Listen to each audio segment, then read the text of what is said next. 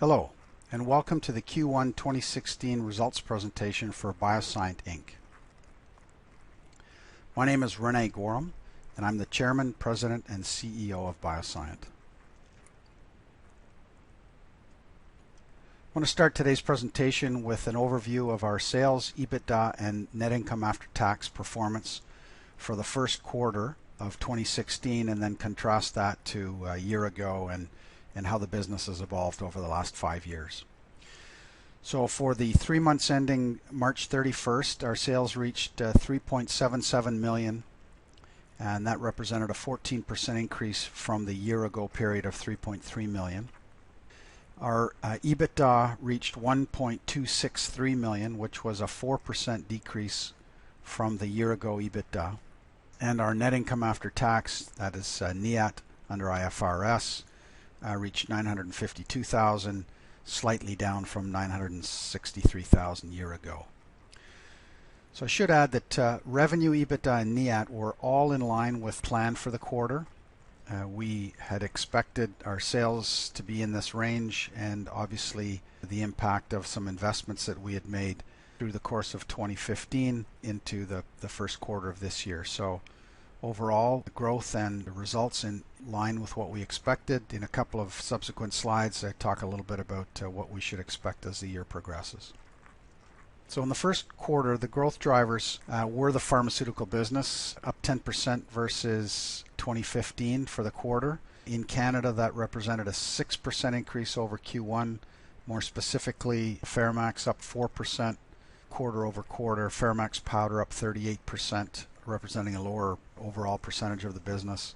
And the Agitol system prefilled syringe atropine increased 355%. It's a bit of an eye-popping number. I just want to add here that it's a low base for both years. We just got started in the first quarter with that product last year. As you know, we withdrew that product from the market at the end of the second quarter last year, and we've now restarted that brand. Our first shipments were really at the end of the first quarter. So for both years, the base and 2016, we're talking fairly low numbers. Percentages as a result look fairly large. Repagyne sales increased 144% in Q1 16 versus Q1 15. We now have enough time in the market. I think we're 21 months in the market. That we've got some meaningful year-over-year progress to report on a year-over-year, quarter-over-quarter basis, so 144% versus year ago. And finally, driver in the quarter was FeraMAX internationally, so we've increased sales by 121% over Q1 of 2015. That included shipments to 4 international markets during the quarter.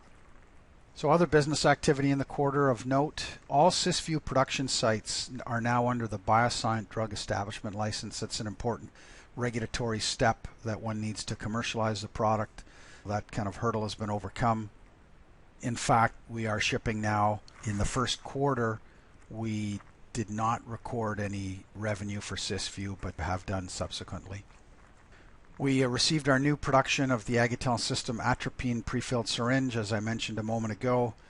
We've restarted shipping to Canadian customers. I should add we've got commitments from hospital buying groups and purchasing organizations or other programs that now give us access to essentially all hospitals in Canada to promote and sell the Agitol system.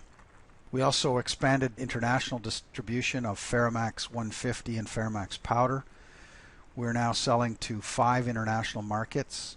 Of the 4 that we shipped in the first quarter, 2 of them represented new markets for FeraMAX. In Canada, FeraMAX was named the #1 doctor and #1 pharmacist recommended over-the-counter brand. I should just explain that for a moment. FeraMAX is kept behind the counter, but because it's regulated like an over-the-counter product, it's part of this survey, which was done by Rogers Healthcare Publishing.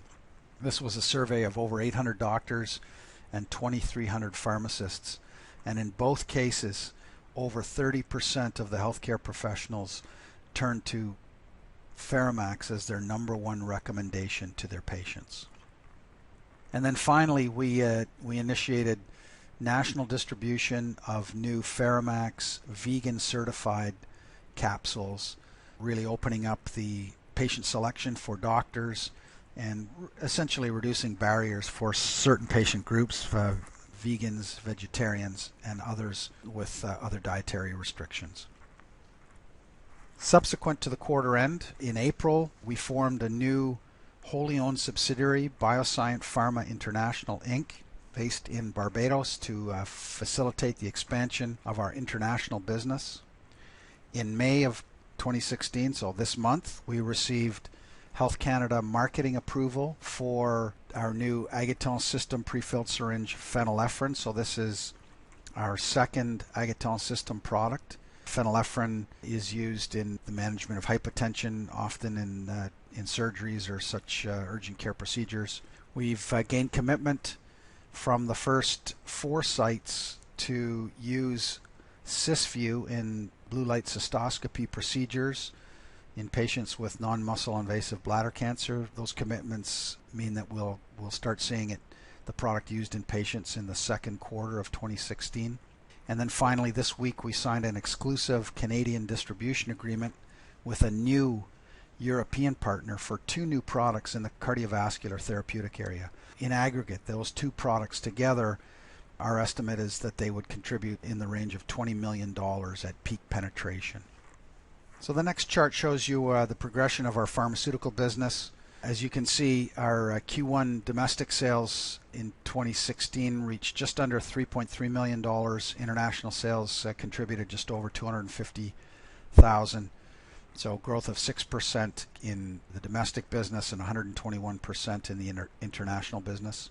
Of note here, you can see that for the last 5 consecutive quarters, we've been shipping FeraMAX to international customers, and in fact 6 of the last 7 quarters. So what we're seeing is some regular business traffic to international customers.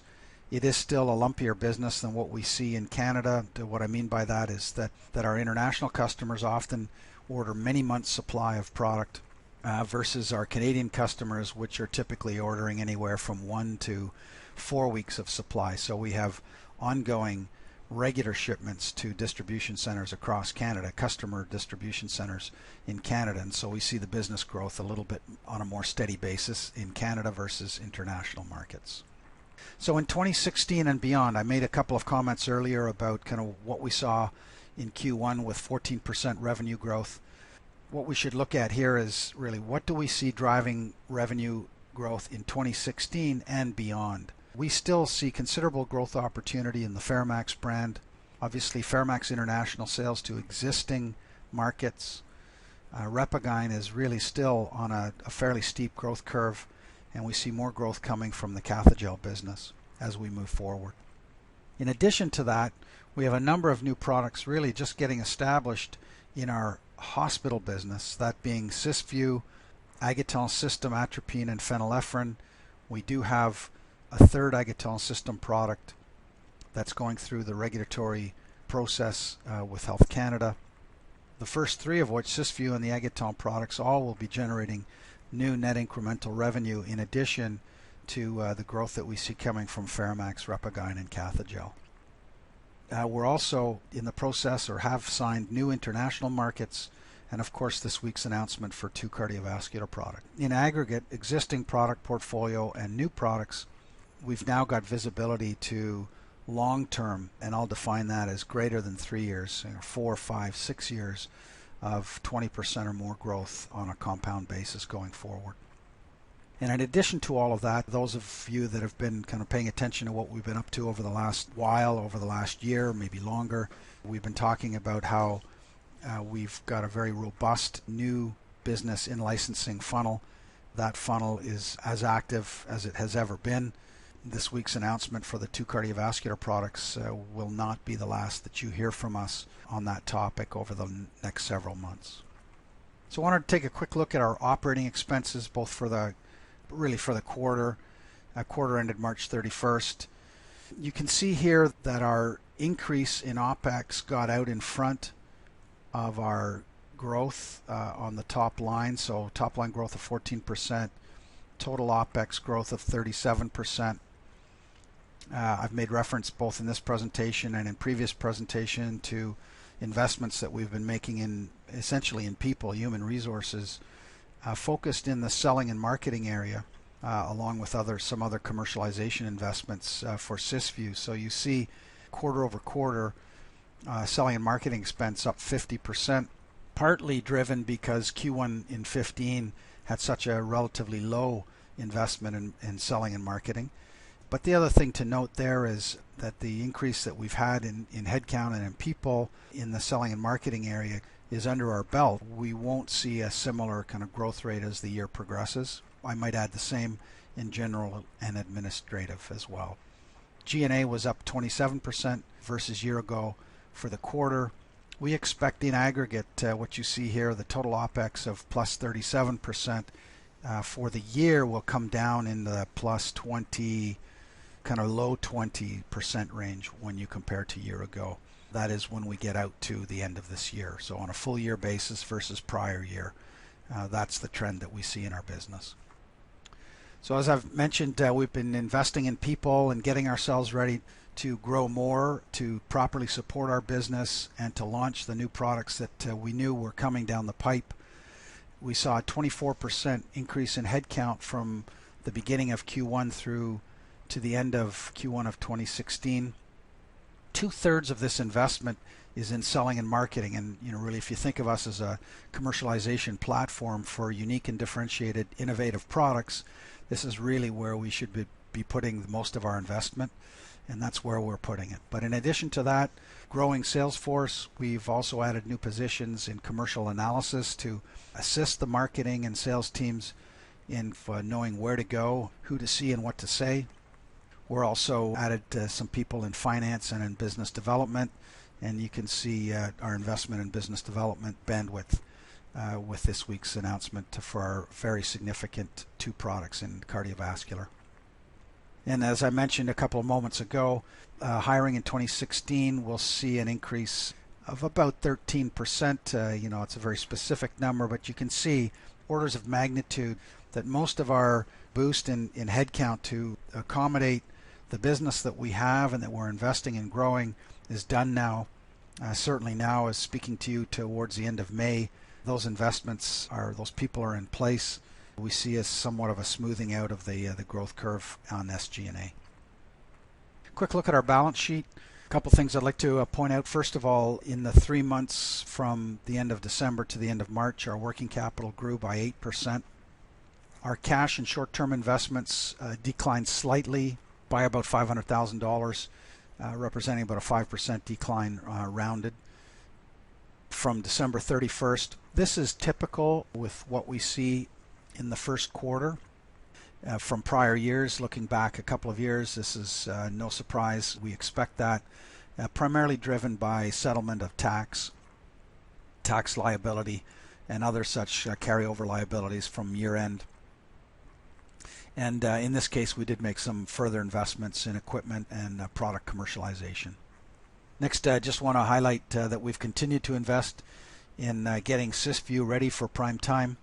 We're there now. We've got some excellent feedback on that product. We've got 6 sites that have expressed an interest in wanting to use the product live in patients, and another 30 that are interested in various stages of investigating, of getting in more information, and of doing product demonstrations.